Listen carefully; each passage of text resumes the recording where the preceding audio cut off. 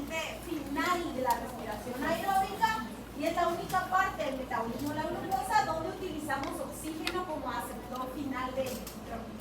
Entonces se considera una serie de reacciones en que los electrones pasan rápidamente de un complejo a otro, donde el oxígeno al final sabemos que va a producir agua. Entonces la cadena de transporte de electrones, ustedes saben que va a ser ese sistema de complejos que al final va a llegar a la creación o la síntesis de ATP, lo que conocemos como fosforilación oxidativa. Entonces, ¿qué era? Fosforilación oxidativa. Y vimos esto, la membrana externa, el espacio intermembrana, la membrana interna.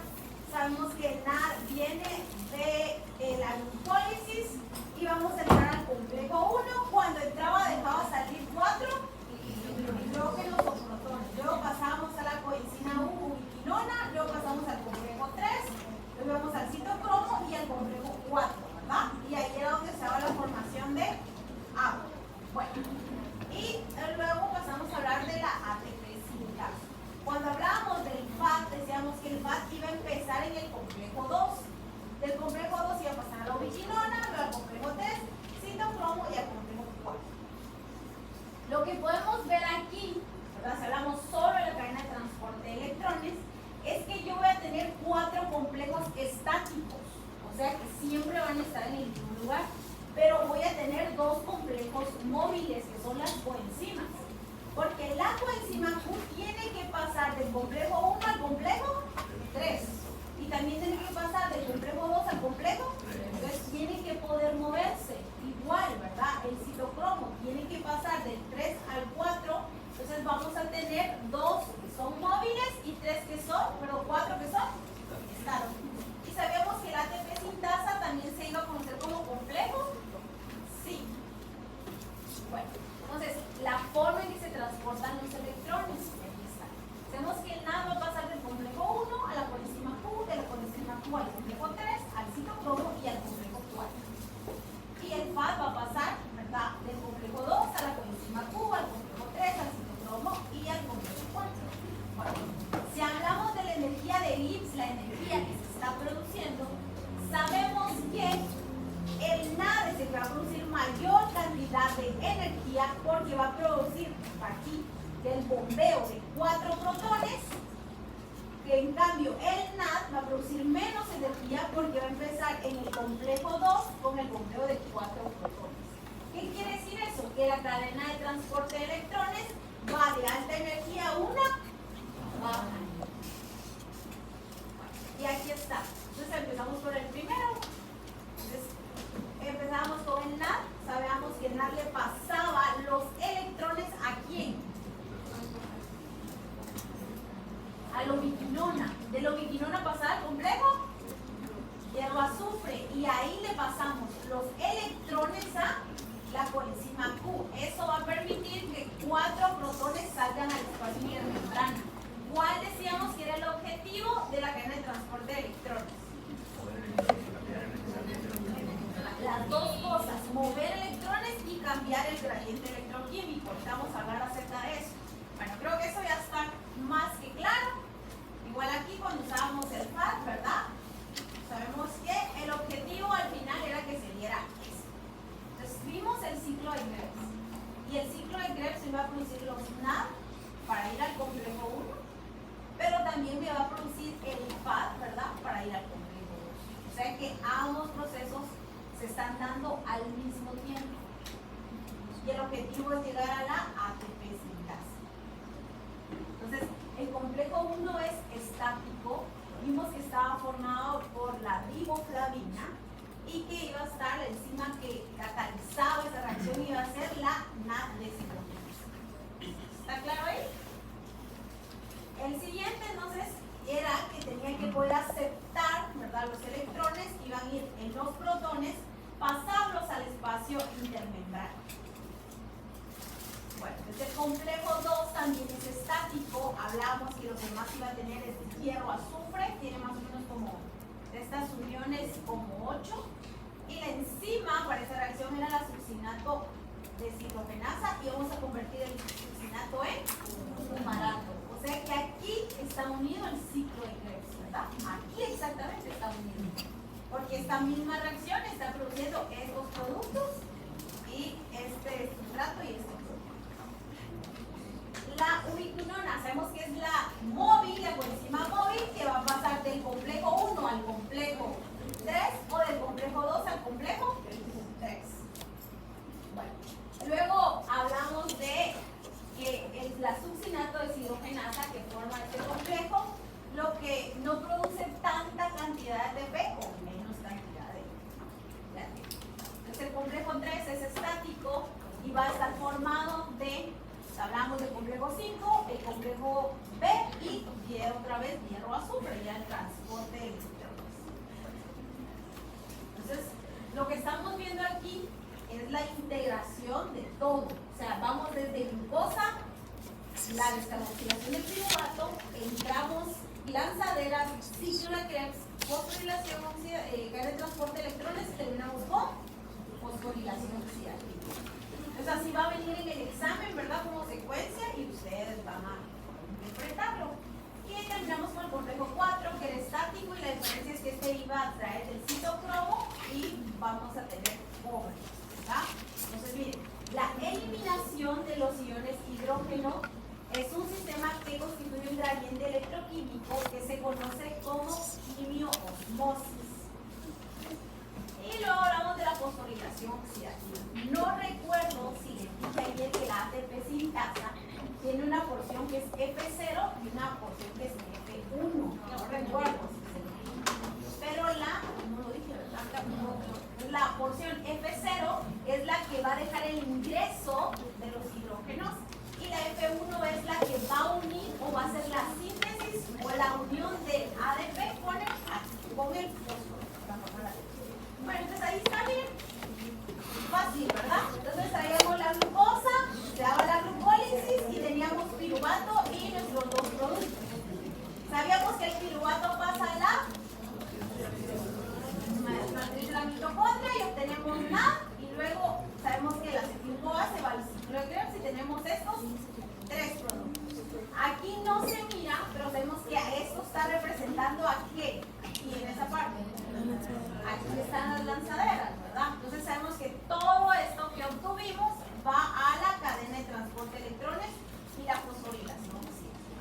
¿Se dan cuenta? No era tan complicado. Este es fácil. Aquí, bueno, no va a entrar ninguno. Solo por el complejo 2. El complejo 2 solo va a recibir par, ¿verdad? Lo vi, una se va a transportar. ¿Estamos? Muy bien, entonces digamos que yo pusiera un esquemita así en el examen. Entonces sabemos que aquí el 1 aquí está representando al complejo 1 que se llama, ¿cuál es el nombre? Deshidrogenasa. Sabemos que aquí ese complejo 2 está recibiendo un FAD, aquí le está representando succinato deshidrogenasa. Ambos van a ser transportados por la ubiquinona, pasan al complejo 3, ambos son transportados por el citocromo y ambos llegan al complejo 4 y ahí es donde se forma ambos. Está fácil. Bueno, entonces ahora vamos a ver los desacopladores.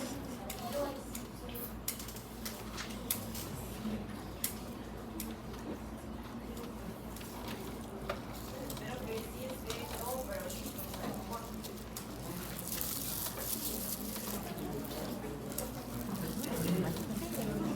inhibidores. Bueno, los inhibidores van a bloquear la oxidación, reducen tanto la generación de ATP como el consumo de oxígeno. Ya las dos cosas van a bloquear. Bueno, entonces para iniciar, tenemos una granja que tiene aproximadamente 450 cerdas reproductoras. El descarte se produce a los 21 días, ¿verdad? Y los animales entonces se van a trasladar a un periodo de 3 a 4 semanas, ¿verdad? Previos al parto. Posteriormente pasan a engorde. Eso a mí me gusta esto de sistemas de producción, ¿verdad? Bueno, digamos que uno tiene una producción de cerdos y a una semana antes que las cerdas van a parir, se pasan a Cuando están en maternidad pueden estar ahí solo 21 días y en 21 días los cerdos pasan a, como que se suben, les dicen que ya no están en el suelo. A los 21 días es el destete y las cerdas regresan otra vez para empezar el ciclo de la inseminación. Bueno, entonces este es como que podríamos decir como el esquema de la granja. Entonces ustedes saben que las granjas de cerdos siempre va unidireccional, o sea, yo no puedo mezclar los sistemas, entonces hacíamos de gestación a engorde y tienen que salir de una vez. Bueno, entonces la primera visita se entra a la granja, ¿verdad? Es una visita de rutina y los dos últimos lotes de destete se miran que tienen un buen aspecto. No había mortalidad, tan solo habían transcurrido de 2 a 5 días con la atención del destete, por lo que se dio una importancia relativa al tema. O sea, ¿qué estaba pasando, verdad? En la segunda visita, tras observar a los animales con aspecto anterior descrito, aproximadamente del 60 al 70% estaban afectados. Y se decide instaurar una medicación de amoxicilina y aspirina, porque la granja era positiva a la mayoría de enfermedades.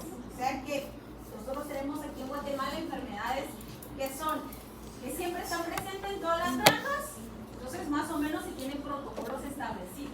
Bueno, entonces ¿qué pasó? Los animales estaban apáticos, o sea, no querían comer, estaban delgados y el consumo de alimento era nulo, o sea, no estaban comiendo. Imagínense si uno tiene una granja de cerdos de engorde y queremos que los cerdos empiecen a crecer para que van a engordar y que no estén comiendo. Es una pérdida, pero no. Bueno, entonces tenemos a las 3 semanas de aparición del caso, ante la falta de resultados, se decide realizar un examen, un estudio anatopatológico, ¿verdad? O sea, se agarraron unos cerdos y se hicieron necropsias y se tomaron aquí las muestras, ¿verdad? Y como estamos viendo, todo está dando negativo. Bueno, entonces, cuando todo da negativo a una infección, entonces nosotros pensamos rápido en algo que sea nutrición o metabólica. Si no tienen una infección, entonces ¿qué es? Por lo que los síntomas se relacionaban con que había intoxicaciones por cerdos. Bueno, en las granjas se trata de que los sistemas sean autosostenibles, o sea, nosotros queremos bajar costos. Se agarra más que todo de engorde todas las heces y van a los biodigestores. Ustedes ya conocen, ¿verdad? Entonces, esos biodigestores es porque toda la granja va a funcionar a través de gases. En maternidad, lo que sucede es que cuando los cerdos acaban de nacer, no pueden regular bien su temperatura. Entonces, tenemos que poner luz. Y esa luz funciona a través de los gases del biodigestor. Entonces lo que estaba pasando es que los cerditos estaban intoxicando por monóxido de carbono. Y el monóxido de carbono lo que hace es que se une al complejo 4. ¿Quién pasa por el complejo 4? ¿El nado o el fato? Piensen en las dos, Lucas. ¿Quién pasa el nado por el complejo 4? Ambos. Entonces, ¿se imaginan? Si los animales comen, pasa la glucólisis, el piruvato, el ciclo de Krebs, vamos, y tenemos ese montón de NAD y FAD. Pero ¿qué es lo que está pasando? Están pasando los complejos, pero no podemos sintetizar. O sea, ¿quién está bloqueado? ¿La cadena de transporte o la fosforilación oxidativa? ¿Qué opinan? Tenemos el último complejo bloqueado y entonces no podemos activar la fosforilación oxidativa. Entonces, lo primero que vamos a tener es monóxido de carbono, sería el primer inhibidor que se está uniendo al complejo. Pues, inhibidor número 1, monóxido de carbono. Bueno, ahora miren esto. Entonces teníamos ahí a estos dos perritos que estaban, ya no podían respirar. Se vinieron y se desplomaron y ya no podían respirar. Bueno, entonces el monóxido de carbono lo que pasa es de que se une al complejo 4 y detiene el paso de electrones. O sea que también podemos tener intoxicación de animales.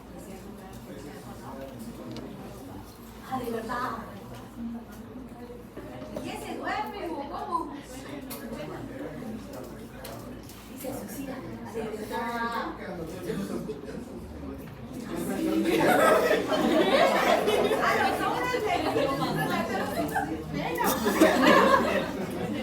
guarda.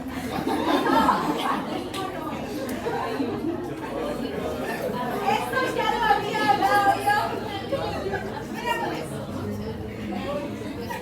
Entonces, ¿qué es lo que hacen las personas que se están suicidando así? ¿Qué es lo que hacen? O sea que están bajando la energía, ¿verdad? La energía en un momento.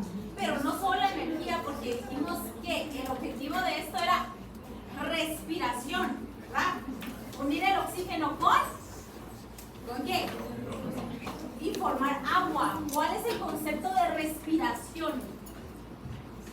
Yo les dije ayer que era respiración.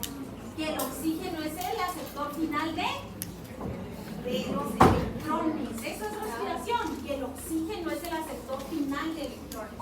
Entonces, si se está bloqueando todo esto, tampoco es el oxígeno, tampoco se puede formar agua, entonces se está bajando la respiración.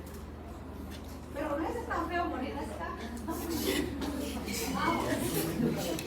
Bien, aquí es un caso donde mueren 300 vacas, ¿verdad?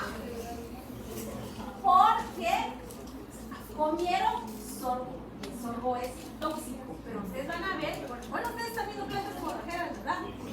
Sí se puede consumir, ¿verdad? En cierta cantidad, pero una cantidad muy elevada va a producir una intoxicación. Les voy a decir algo, muerte súbita en animales es raro. Es raro. En perros creo que solo es cuando les da vólvulo, ¿verdad, Carlita? Que el estómago se gira sobre sí mismo y se muere. Es la única razón en perros. Pero nosotros vamos a ver que hay timpanismo. Ahora, en las demás especies, yo creo que muerte súbita se da más en bovinos y solo hay dos razones más comunes. Una es que caiga un rayo, pero pasa a caer y se muere.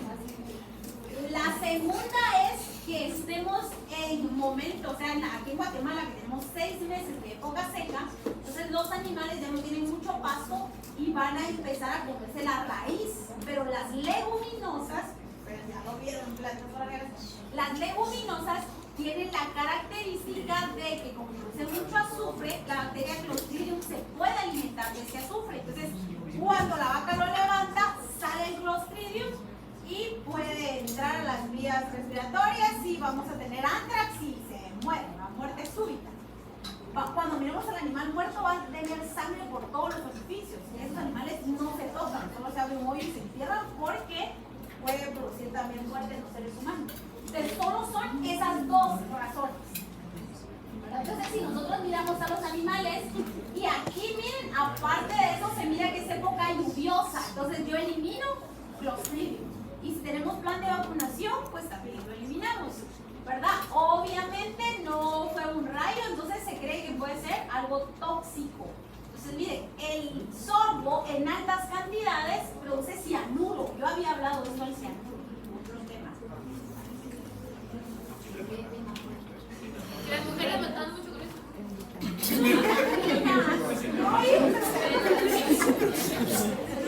vitamina. Entonces miren, el cianuro en ciertas cantidades es cierto. Ya entendí, oí mujeres, pero no como acá. Sí. Bueno, el cianuro sabemos que también es un inhibidor del complejo 4. Porque llevamos 2 inhibidores del 4, ¿verdad? Que es el monóxido de carbono y también, ¿verdad? Quiere decir que el sorgo es cianogénico. Ahora, esto, miren, no, grábense, están grabando. Yo no sé por qué, yo no lo entiendo, porque este compuesto tiene antimicina C, o sea, es un antibiótico. Pero este antibiótico, miren, es para la tos, se une al complejo 3. ¿Se imaginan ustedes? Quienes se dedican a hacer medicina, que uno haga, elabore un producto y que ese producto lleve un compuesto y ese compuesto sea perjudicial para el organismo. Entonces les voy a decir algo. los médicos veterinarios, hay muchos que se dedican a hacer regentes. Hay algunos que todavía están mejor, que tienen maquiladoras de antibióticos y vacunas. Pero casi siempre los químicos biólogos son los que hacen, como es como una receta, cuánto va a llevar de cada cosa. Y así se elabora, se envasa y se vende. Antes de que se venda, hay un médico veterinario del Ministerio de Agricultura, o sea, el país, que dice si ese producto se puede registrar o no. ¿Verdad? Entonces, si alguno de ustedes se dedica a eso, le llega a uno, se llama dossier, un documento, cómo se elaboró, las pruebas que se hicieron y todo. Y uno tiene que conocer todos los compuestos, porque uno firma y sella de que eso se pueda vender en el país.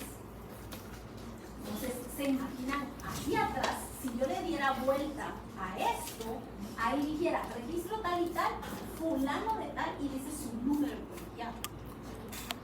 O sea que no es lo que yo hace y tengo especialidad. Entonces, pues, lo que sea que le pongamos a nuestros pacientes, si ustedes van a elaborar cosas, si van a hacer regentes de empresas, tenemos que estar seguros de qué estamos haciendo, ¿verdad? Porque ¿qué pasa aquí? Que está inhibiendo el 3, ¿qué pasa? ¿Verdad? No hay paso, entonces bloqueamos otra vez. Y aunque el animal esté comiendo, ¿eso va a servir de algo? No, porque toda esta ruta va a estar bloqueada. Bueno, entonces el siguiente inhibidor es una antimicina. Tenemos amitral, es un barbitúrico. Se une al complejo 1 inhibiéndolo. En medicina veterinaria se utiliza como un anestésico, ¿verdad? Para que no hayan convulsiones. Y los barbitúricos son usados para la eutanasia, más o menos de fauna silvestre. Entonces, si estamos poniendo un barbitúrico para, ya sea anestesia o para eutanasia, ¿qué es lo que estamos haciendo? ¿Inhibiendo qué es? Transporte electrónico. Entonces, en este caso, lo que está haciendo es que va a inhibir el complejo 1. ¿A quién está inhibiendo? A nada. ¿Aún quién está funcionando? O sea que sí tenemos energía, pero según vimos, ¿verdad? La energía de qué va a ser baja. No vamos a parar el organismo cuando anestesiamos. Solo estamos disminuyendo la tasa metabólica. Es lo único que estamos haciendo. Bueno, entonces, los barbitúricos van a inhibir, pero no irreversiblemente, el complejo 1. Bueno, ¿qué son las bolsas de aire?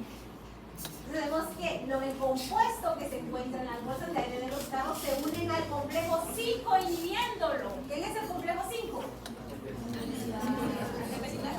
ATP sintasa. Entonces, esto que está aquí adentro, ¿a quién bloquea? ¿A la cadena de transporte o la oxidativa? Tal vez la gente se desmaya. Bueno, ahora desacopladores. Los ejemplos de desacopladores son los siguientes. Vamos a tener que son químicos, que estos se usan en pastillas para adelgazar, ¿verdad? Este compuesto. Bueno, entonces esas pastillas que se toman para bajar de peso, ¿verdad? Lo que va a hacer, también miren, tenemos antibióticos y esto va a actuar sobre el tejido adiposo y también va a alterar el funcionamiento de la cadena de transporte electrónico. Entonces, por eso es de que las personas que toman pastillas para adelgazar van a estar siempre cansados. ¿Por qué? No se está produciendo energía, ¿verdad? Entonces no está produciendo energía, no va a querer dormir y supuestamente es para que la persona que quiere adelgazar quiere un funcionamiento normal y que el organismo saque las reservas que tiene. Pero esto lo que va a hacer los desacopladores es que como que frenan la cadena, pero no la inhiben. ¿Cómo estamos? ¿Sí? Bueno, muy bien. Entonces vamos a seguir con la siguiente ruta. Y para eso vamos a empezar con las rutas que puede tener la glucosa.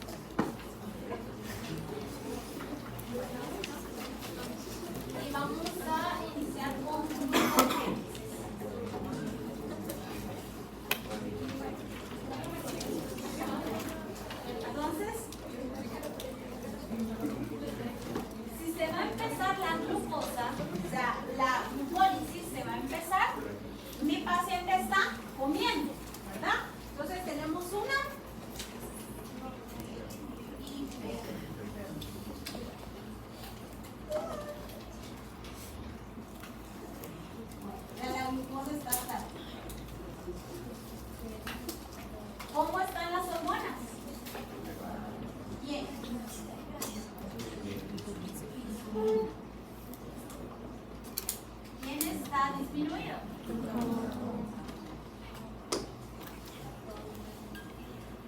Bueno, entonces ustedes saben que tenemos la glucólisis activa. Entonces, después de glucólisis, ¿cuál es lo que sigue? La oxidación del piruvato. Vuelvo ese piruvato. Bien. Lo vuelvo a acetil OA y luego empezamos todos esos NAD, PAD, GTP, esto que obtuve aquí también lo mando a la cadena y eso va a la fosforilación oxidativa, ¿verdad? Y ya tenemos un problema. Como el paciente está comiendo, esto está activo, ¿verdad? Estamos. Llega un momento que hay demasiado y tenemos que frenarlo, ¿verdad? Porque estos estados altos de glucosa son perjudiciales para el metabolismo del paciente, entonces no puede estar elevado mucho tiempo. ¿Qué vamos a hacer entonces? Vamos a parar todo esto, los intermediarios, como ya no los voy a usar, los voy a mandar a otras rutas. ¿Cómo se llama eso? Anabólicas. Anabolismo. Voy a sacar, porque ya tengo tanto, ya quiero parar el ciclo, entonces lo voy a sacar para otra cosa. Bueno, entonces lo primero que voy a hacer es que voy a agarrar esta glucosa y ¿cuál es la primera reacción? Para empezar la glucólisis. Glucosa, bien, glucosa 6-fosfato. Encima que cataliza esta reacción. Hexokinasa y glucokinasa. ¿Qué pasa aquí? La U, ATP y sale U. Cofactor. Entonces estoy aquí, la glucólisis, y con este, entonces voy a cambiar, ¿verdad? Lo que está pasando y vamos a agarrar la glucosa y vamos a volverla, esta glucosa 6-fosfato en glucosa 1-fosfato. En la glucólisis, ¿cuál sigue aquí? Glucosa 6-fosfato. Bueno, en glucólisis es glucosa 6-fosfato, después tenemos glucosa 6-fosfato, glucosa 1,6-fosfato. Entonces, ahorita lo que vamos a hacer es que esta glucosa 6-fosfato vamos a convertirla en una glucosa 1-fosfato. Solo estoy moviendo el compuesto, entonces necesito una fosfoglucomutasa, ¿verdad? Quiere decir que aquí solo estoy haciendo un isómero, ¿verdad? Bueno, aquí en este punto es el inicio de la glucogénesis. ¿Génesis qué era? ¿Catabolismo o anabolismo? Anabolismo, o sea que esta ruta es una ruta anabólica. Bueno, entonces empecemos aquí. 1 va a tener 3 fases. La fase 1 empieza aquí. Bueno, entonces vengo ahorita. La primera reacción y voy a convertir esta glucosa 1,6-fosfato en glucosa UDP.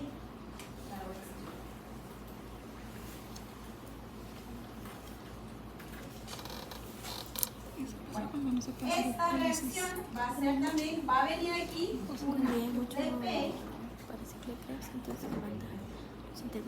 UDP, y el UDP es tener uracilo, una ribosa y va a tener 3 fosfatos. Va a entrar aquí, otra vez tenemos magnesio con cofactor y esta va a ser una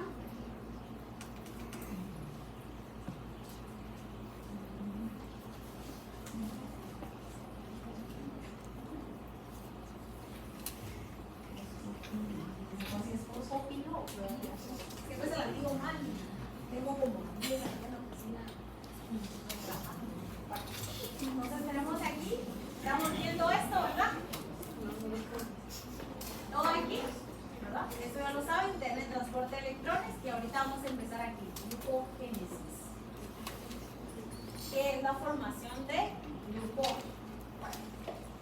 dónde se da?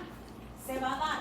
Los que más utilizan glucógeno es, ustedes saben, hígado y también el músculo esquelético. En la bioquímica 1 vimos que el hígado, el 10% de su peso es glucógeno. Y el músculo, del 1 al 2% es glucógeno. Pero el corazón, lo van a ver ahorita que lleven histología 2, el corazón también almacena glucógeno. El cerebro también puede trabajar con glucógeno. El embrión, ¿verdad?, tiene que poder hacer glucogénesis y también los glóbulos rojos y los riñones. Bueno, y ahí están, ¿verdad?, los dos. Eso se lo quería decir un ratito, pero no quiero compartir la enzima. Entonces, sí, vamos a tener que la glucosa, o sea, va a entrar para empezar glucogénesis. En el hígado usamos el GLUT2, que no es dependiente de insulina. Pero para que el músculo pueda guardar glucosa y convertirla en glucógeno, sí necesita insulina. Por eso es de que la insulina esté elevada para que el músculo pueda hacer glucógeno y pueda guardarlo. Pero el hígado no necesita que haya presencia de la insulina. Entonces estamos aquí, ¿verdad? Entonces la característica es una ruta anabólica, donde el objetivo de la ruta es la síntesis de glucógeno. Esta sucede en el citosol. ¿Quién más sucede en el citosol? Glucólisis, ¿verdad? ¿Por qué? Porque sabemos que el que va a entrar a la matriz mitocondrial va a ser el piruvato. Bueno, entonces estamos aquí, estamos diciendo que estamos formando de glucosa 6-fosfato, que es igual que la glucólisis, y aquí estamos, ¿verdad? Fosfofructocutasa, solo estamos cambiando el fosfato del 6 al carbono 1, si era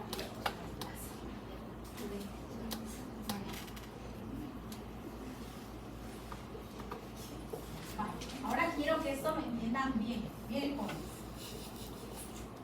aquí, en este, el UTP tiene 3 fósforos, ¿verdad? Y solo le va a dar uno a la glucosa. Bueno, entonces cuando vimos ATP, vimos ADP y vimos ADP, ¿verdad? Eso quiere decir 3 fósforos, 2 fósforos, 1. Pero aquí la glucosa es glucosa UDP. ¿Por qué es UDP si solo le dio un fósforo? ¿Por qué?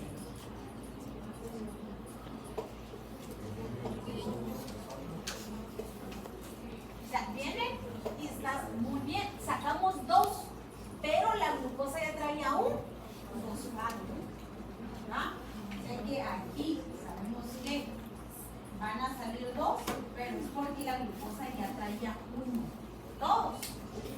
Bueno, entonces esa es una fosforilación a nivel de sustrato. Luego vamos a venir y tenemos la UDP glucosa y vamos a empezar el segundo paso, el número 2, que es elongación. Para que se dé la elongación, yo no puedo iniciar de una vez, sino que necesito un cebador.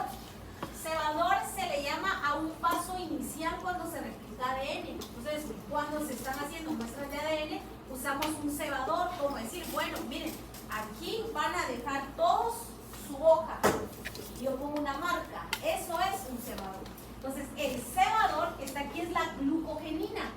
Entonces, la glucogenina va a decir, aquí se va a empezar a sintetizar el glucógeno. Entonces, tenemos que entrar glucogenina y sale UDP. Bueno, entonces, ¿qué es lo que está sucediendo? La glucogenina se va a autoglucosilar. ¿Qué quiere decir? Que ella solita se va a agregar glucosas, pero se tiene que agregar 6 glucosas. Vamos a poner aquí glucogenina. ¿Y se tiene que agregar cuántas? 6.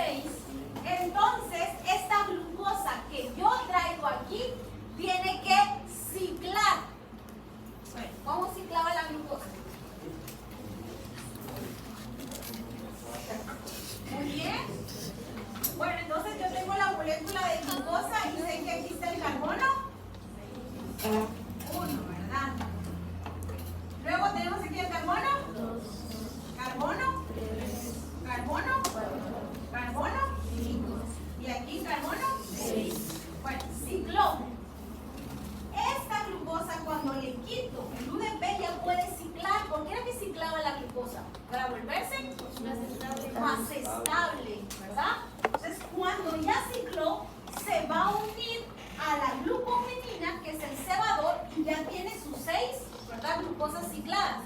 Y lo primero que va a hacer es un enlace glucosídico alfa 1,4. Fácil, ¿verdad? De la bueno, entonces aquí estamos carbono 1, 2, 3, 4, 5 y 6. Entonces aquí dice que va a empezar la elongación, que es el paso 2, y debe de unirse aquí la glucosa que traemos. Sabemos que aquí se va a formar el enlace glucosídico y aquí tiene que estar el carbono 4, ¿está? Ahí está, carbono 4, entonces alfa 1, 4. Esta unión, ¿qué produce? Entonces seguimos, ¿verdad? Estamos haciendo la elongación. Aquí se tienen que unir, con atención, se tienen que unir otros 6, ¿verdad? Entonces sigue, va 6, 6, 6. Cuando llega eso, entonces vamos a pasar a la tercera etapa, que la tercera etapa es ramificarse, porque el glucógeno, como ustedes vieron en la bio-Q, el glucógeno tiene enlaces de qué tipo? Alfa 1,4 y alfa 1,6. Entonces, el alfa 1,4 es la elongación, alfa 1,6 es la ramificación. Entonces, la glucogénesis tiene 3 etapas, ¿verdad? La inización de volver glucosa 1,6-fosfato a glucosa UDP. La fase número 2 es la elongación, y es formar enlaces alfa 1,4 por medio del cebador, que es una glucogenina. Bueno, ahora vamos al paso número 3, que es ramificar. Vamos a ramificar aquí en el mismo ejemplo. Bueno, vamos a estar aquí. No, el agua va a salir aquí, digamos que es la ya cuando se une en la inización. ¿Ah?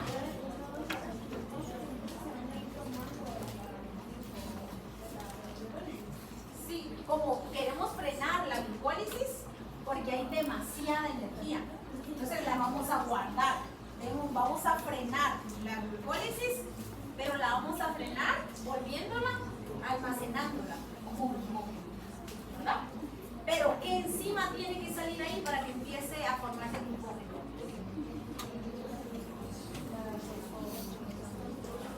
Porque se puede volver en fructosa, pero yo lo voy a dejar, lo voy a cambiar la estructura y volverlo glucosa 1,6-fosfato. ¿verdad? Bueno, ¿cómo estamos? ¿Sí? Pues ahora vamos a ramificar. Y yo puedo ramificar, pero la ramificación es 6, ¿verdad? Entonces aquí estamos, vamos a ramificar. Entonces vamos a poner aquí otra vez, ¿verdad? Carbono 1, carbono 2, carbono 3, carbono 4, estamos carbono 5 y estamos carbono 6, ¿verdad? Entonces aquí el enlace glucosídico va a ser aquí, 1, 6. Y estos van a empezar aquí y al mismo tiempo vemos que la otra va aquí. Entonces el glucógeno va a servir porque en un espacio pequeño, reducido, podemos almacenar una alta cantidad de glucógeno. Esa es la importancia también. Y estamos aquí. Bueno, entonces estamos diciendo que se va a dar la ramificación y el paso limitante. ¿Qué quiere decir ese paso limitante? Interrumpe y regula la velocidad. Entonces el paso limitante es aquí, ¿verdad? La elongación. Y tenemos la ramificación y el glucógeno tiene esta forma que está haciendo rodeado sobre el. Bueno, entonces aquí también está fácil, ¿está? Venimos con glucosa y pasamos a glucosa 6-fosfato y este es el inicio de la glucólisis por una exoquinasa si estamos en músculo y una glucoquinasa si estamos en hígado. Usamos ATP, sale ADP, el magnesio como cofato. Sabemos que en glucosa 6-fosfato vamos a venir a utilizar una mutasa para que se dé el inicio, ¿verdad? de glucosa 1,6-fosfato a UDP glucosa, ¿verdad? Llega el UDP, vemos que salen 2 fósforos y luego tenemos la elongación, que es el paso limitante. También va a ser un paso que va a regular, porque no dijimos que los pasos limitantes, porque es irreversible, es limitante, porque este no es, miren ese, ¿verdad? Entonces, este tampoco, pero no es paso limitante. Paso limitante es quien regula la velocidad de la reacción. Bueno, entonces sabemos que viene la elongación, donde es el paso limitante, y luego la ramificación. Ah, bueno, hasta ahí ya. Otro de cada.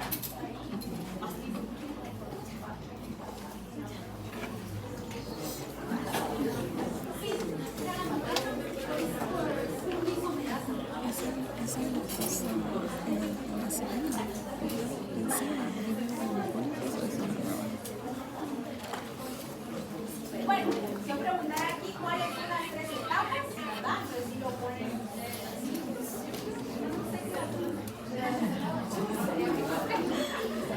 viene de la glucosa, la que se grasa encima.